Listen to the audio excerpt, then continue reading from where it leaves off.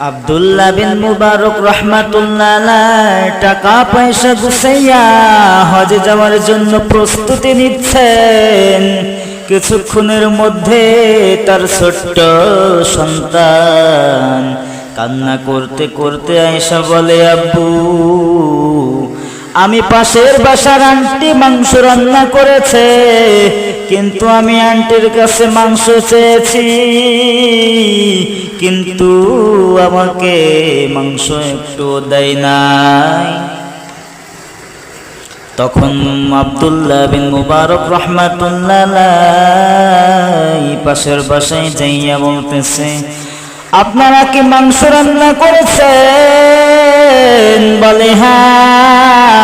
তখন মুবারক রাহমাতুল্লাহ আলাইহি বলতেছেন যে আমার ছোট্ট সন্তান আসছিল নাকি, তোমাদের কাছে তো মাংস দাও নাই কেন?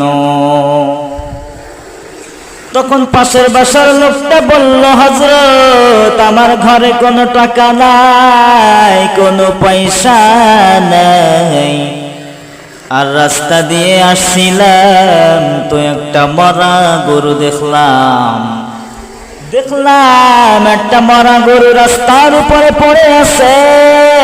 তখন ওই গরুর শরীর থেকে এক টুকরা মাংস কেটে আনছি, সেজন্য আমি এই হারাম মাংস আপনার সন্তানকে দেই নাই।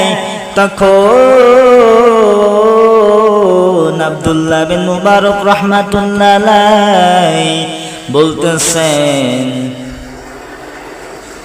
আমি জীবনে অনেক হজ করেছি, আমি ফরজ হজ করেছি, আমার এখন উমরা করার কোনো প্রয়োজন নাই। এই সব টাকা তোমাকে দিয়ে দিলাম, তুমি এই সমস্ত টাকা নিয়া স্বাচ্ছন্দ্যে সংসার করতে থাকো।